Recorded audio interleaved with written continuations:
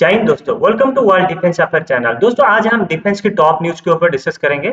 सबसे पहले हम एस-400 एयर डिफेंस सिस्टम के ऊपर डिस्कस करेंगे। देन हम एक मल्टीपल वेपन सिस्टम जिसका नाम है कार्ल गुस्ताव M4, तो उसके बारे में हम डिस्कस करेंगे। देन जो लास्ट न्यूज होगा वो है जो अभी रिसेंटली 4 टेररिस्ट को जो है इंडियन आर्मी, सीआरपीएफ और जे-एंड-के पुलिस ने ऑपरेशन करके मार गिराए थे, उसके ऊपर हम चर्चा करेंगे। तो वीडियो अभी शुरू करते हैं दोस्तों। सबसे पहले हम एस-400 एयर डिफेंस के ऊपर हम डिस्कस करेंगे। तो इससे पहले मैं आपको थोड़ा एयर डिफेंस सिस्टम के बारे में बताऊंगा। जनरली एयर डिफेंस सिस्टम का काम क्या होता है, जो हमारे दुश्मन की एरियल थ्रेट होता है, यानी दुश्मन की एयरक्राफ्ट या दुश्मन की मिसाइल्स हो गया, दुश्मन की हेलीकॉप्टर हो गया, दुश्मन की ड्रोन्स हो गया, वो जो एक्सप्लोसिव डिवाइस कैरी करके लाते हैं और बॉम्ब गिराते हैं, उन सारों को एआर में मतलब बॉर्डर एरिया में क्रॉस करने से पहले उनको एआर में डिस्ट्रॉय करने का जो सिस्टम होता है उसको हम एयर डिफेंस सिस्टम बोलते हैं। आजकल दुश्मन की जो एयर अटैक की जो ताकत है वो हर देश अपना बढ़ा रहा है। उसी हिसाब से anti air air air defence system भी हम लोग डेवलप कर रहे हैं कि जैसे हम मिसाइल से जो भी मिसाइल फायर करते हैं उसको कैसे डिस्ट्रॉय करना है, जो एयरक्राफ्ट को कैसे मार गिराना। तो जनरली डिफेंस सिस्टम को भी एक देश मजबूत करना बहुत जरूरी होता है। तो हमारे पास जो एयर डिफेंस सिस्टम जो इंडिजीनियस वाला है वो है आकाश एयर डिफेंस सिस्टम। अभी हम एस-400 एयर डिफेंस सिस्टम जो है रशिया से हम लोग परचेज कर रहे हैं। तो जनरली इसका जो इसका 5 सिस्टम कंप्लीट सिस्टम के लिए डील हुआ था 2018 को रशिया से। कंप्लीट 2 सिस्टम उसने हैंडओवर कर चुका है। उसको हम जो चाइना सेक्टर है, जो नॉर्थ बॉर्डर है, नॉर्थ साइड जो चाइना फ्रंटियर है वहाँ पे हम डिप्लॉय कर रहे हैं। तो जनरली इसका रेंज के बारे में हम डिस्कस करेंगे कि कंप्लीट आपको पता है कि चाइना की जो बॉर्डर है हमारे साथ लगता है वो लगभग जो है 4000 किलोमीटर है। वहाँ पे मैक्सिमम अभी हम सोल्जर्स और वेपन सिस्टम डिफेंस सिस्टम को हम और भी मजबूत कर रहे हैं। साथ ही साथ हम पाकिस्तान बॉर्डर साइड में भी हम मजबूत कर रहे हैं। तो लगभग आजकल जो टेंशन में आ रहा है चाइना की बॉर्डर के पास जो हादसा हो रहा है, क्लाश ऑफ हो रहा है, चाइना अपना इंफ्रास्ट्रक्चर डेवलप कर रहा है और उसी टेंशन की वजह हम अपना एयर डिफेंस सिस्टम को भी और स्ट्रांग करना जा रहा है। तो रशिया ने ऑलरेडी 2 सिस्टम इसने हैंडओवर कर चुका है। तीसरा सिस्टम लगभग इस ईयर स्टार्टिंग की यानी फरवरी एंडिंग में वो हैंडओवर कर देगा। तो इस सिस्टम की जो है जो जो बेनिफिट है ये क्या होता है, ये लगभग इसका रेंज जो है 400 किलोमीटर लगभग है। 2 किलोमीटर से लेकर के 400 किलोमीटर तक रेंज है। तो अगर हम बॉर्डर एरिया में इसको डिप्लॉय करते हैं, तो अगर 400 किलोमीटर की हम रेडियस की अगर मानते हैं, तो दोनों साइड मिला के इसको लगभग 700-800 किलोमीटर की रेंज जो कवर करेगा।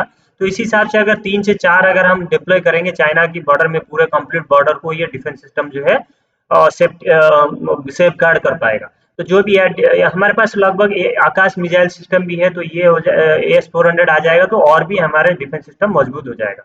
तो इसका जो खासियत है ये जो माना हुआ एयरक्राफ्ट है, जैसे आप F-35 बोलते हैं, जैसे हम F-6 जैसे स्टील्थ बमर B-12 है, ये सारे को भी ये इंटरसेप्ट कर पा रहा है।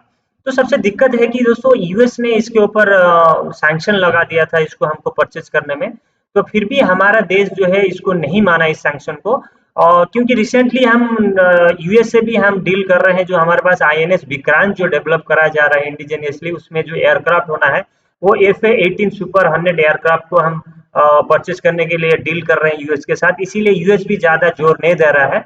जब भी हम परचेज करने के लिए आगे बढ़े हैं तो उन्होंने कुछ सैंक्शन को उन्होंने भी इतना इम्पोर्टेंस नहीं दिया है। तो देन हम बात करते हैं कि एस-400 की बारे में। ये इसका जो मिसाइल है वो एक टारगेट के ऊपर 2 मिसाइल जो है फायर करता है।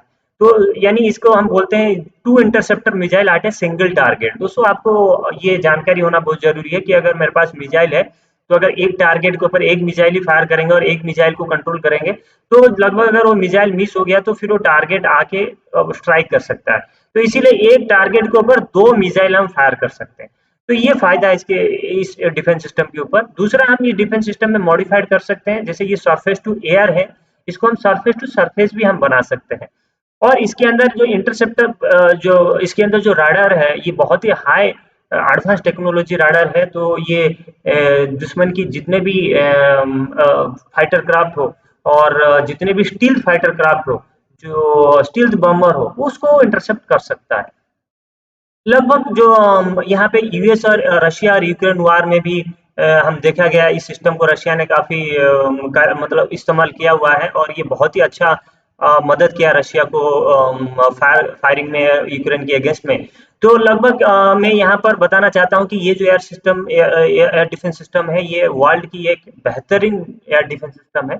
तो इसको इंडिया ने परचेस कर रहा है, तो इसका बेनिफिट हमको यही है कि हम अमेरिका की जो एयरक्राफ्ट सिस्टम है और चाइना की जो लेटेस्ट एयरक्राफ्ट, जो भी मॉडर्न एयरक्राफ्ट सिस्टम बन रहा है, उसको भी ये डिटेक्ट कर सकता है। इससे ये फायदा होता है।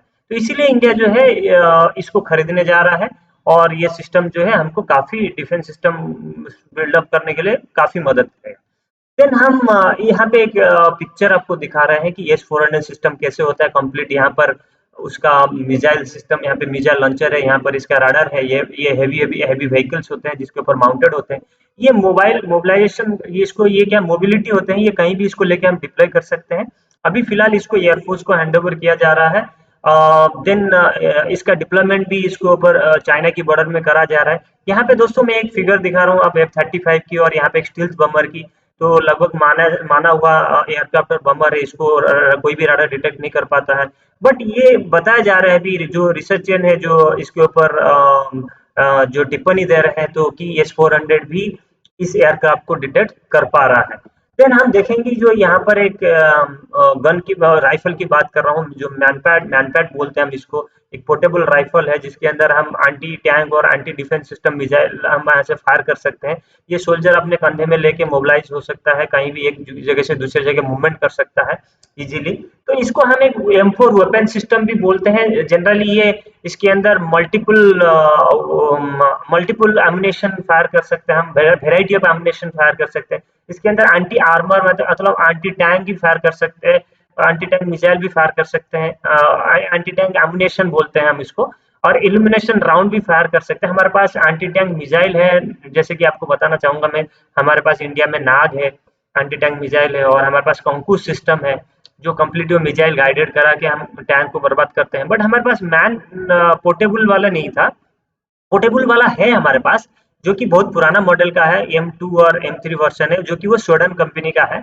ये M4 वर्जन भी हम स्वीडन कंपनी से हम खरीदेंगे।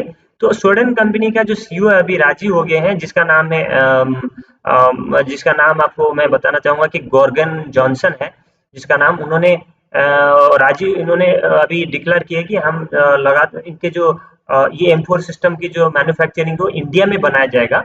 तो बल्क अमाउंट में हमको ये डिलीवरी कर सकते हैं। फिलहाल इसका जो मैन्युफैक्चरिंग उनके कंट्री से बाहर अभी तक हुआ ही नहीं है, तो फर्स्ट टाइम उन्होंने इंडिया में मैन्युफैक्चर कंपनी एस्टेब्लिश करेंगे। और ये जो है एक कोई भी इंडियन कंपनी के साथ मिलके कोलैबोरेशन करके उन्होंने जो है यहाँ पे कंपनी बनाएंगे, मैन्युफैक्चर करेंगे। तो जनरली ये एक फॉरेन डायरेक्ट इन्वेस्टमेंट में आएंगे। इनका जो इन्वेस्टमेंट होगा वो करीबन 74% जो है उनका होगा, और बाकी जो है इंडियन की कोई कंपनी होगा उनको मिलके जो है मैन्युफैक्चर करेंगे।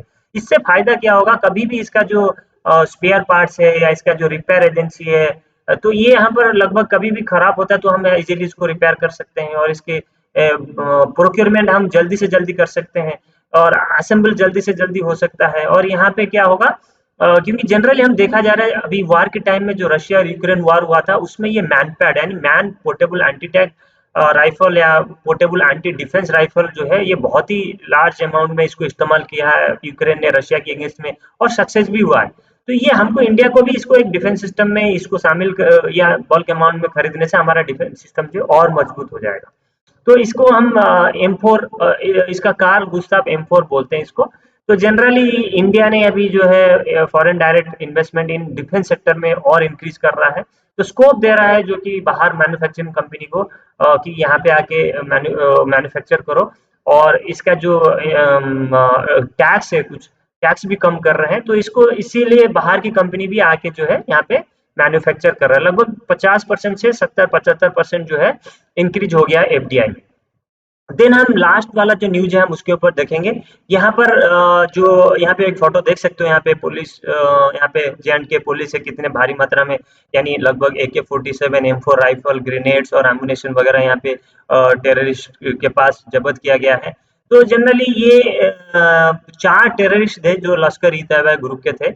यहाँ पे जम्मू पे यहाँ पे उन्होंने लगभग यहाँ पे बताया जा रहा है कि RS-पुरा सेक्टर में उन्होंने इन्फिल्ट्रेट होके, तो जम्मू से उनको श्रीनगर जाना था, वहाँ पे उनको एक बड़ा सा हादसा बड़ा सा जो है ब्लास्ट को ऑर्गेनाइज करना था।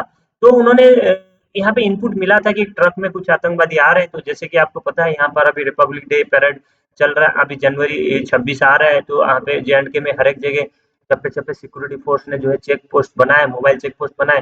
तो वहाँ पे पहले से ही थोड़ा इनपुट मिला था, तो उन्होंने वो ट्रक को जैसे चेक किए तो ट्रक के ड्राइवर जो है डर के भाग गया वहाँ से, और वहाँ पीछे से जो आतंकवादी थे छुपे हुए थे, उन्होंने फायरिंग करना शुरू कर दिया। तो हमारे जो सिक्योरिटी फोर्स थे वहाँ जवाब दिए, फायरिंग के जवाब फायर में दिए उन्होंने, और उन्होंने वहाँ पे बैकअप फोर्स के लिए बुलाया, वहाँ सीआरपीएफ और आर्मी भी आ गया, तो ऑपरेशन शुरू हो गया, क्योंकि उन्होंने ग्रेनेड भी लॉन्च किए थे, वहाँ उनका ट्रक में आग भी लग गया था, मुठभेड़ ज़्यादा बढ़ गया था, वहाँ पे आपस में फायरिंग शुरू हो गया था।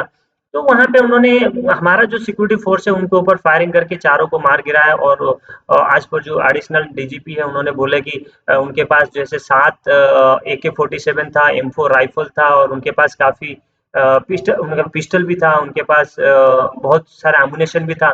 तो यहाँ पे उनके पास जो कुछ मरने के बाद उनके पास कुछ डायरी वगैरह मिला, जो उससे लश्कर-ई तैयबा बताया जा रहा है।